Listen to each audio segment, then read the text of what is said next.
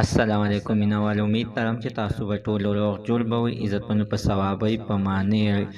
نیر عزتمنو چې دی نو دوه ورونه یې ډوب کړي دي چې تر اوسه پورې پته نه لګېدله عزتمنو بیا 1122 والا راغلي دي هغوی 2 ګنټې بعد عزتمنو دغه دواړه لاشونه راایستي دي راځئ مینوالو موږ سره دا ویډیو تر اخره پورې وګورئ چې تاسو ته پوره معلومات در ورسېږي دې معلومات نه مخکې زه تاسو ته دا یادګي نه وکړم تاسو کو چارې زموږ په دې سوپر کلیک چینل کې نوي وئ چینل هم نوي سبسکرایب کړئ مهرباني وکړئ تاسو زموږ د سوپر کلیک چینل د سره سبسکرایب کړئ خوا کې یو سره د ټلۍ نښاني وه چې هره یوه نوې معلوماتي ویډیو تاسو ته په اسانۍ باندې در ورسېږي عزتمنو هره ورځ دغه شانتې بې ګناه کتنونه کېږي چې نن څنګه عزتمنو په ثوابۍ کې د اوبو د وجې نه دوه وروڼه د یو عمر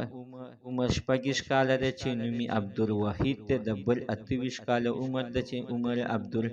نوم یې عبدالودود دی عزتمنو دوی دغه شانتې یعنې دواړه وروڼه به د ثوابۍ د معنی په نیر کې چې کوم یو عزتمنو بنګلادیش ته تللی دی دا یا یې بنګلادیش ته تللی دی عزتمنو هغې کې لامبل دواړه وروڼه عزتمنو اوبو ډوب کړل او یو ویل چې بیا یې پته هم عزتمنو نه لګېدله د هغې نه بعد بیا د کلو خلکو 1122 ته اطلاع ورکړې ده دا عزتمنو 1122 والا چې راغلی دی هغوی ځان سره بېقاعده مکمل تنظیم راوستی دی مکمل ټیم راوستی دی هغه ټیم عزتمنو په 2 ګنټو کې دننه دغه دوه لاشونه پیدا کړ مینوالو زموږ د دې ویډیو مقصد همدا دی چې هېڅکله داسې نیولونو ته مه ځئ کوشش کوئ په خپل کور کې لامبئ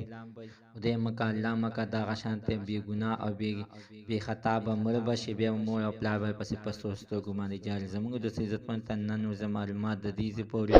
د نوي معلومات دپاره د سهار زموږ د سوپر کلیک چینل د سهار سبسکرایب کړئ خوا کې ورسره د ټالۍ نښان ووهئ چې هره یوه نوې معلوماتي ویډیو تاسو ته په اسانۍ باندې در ورسېږي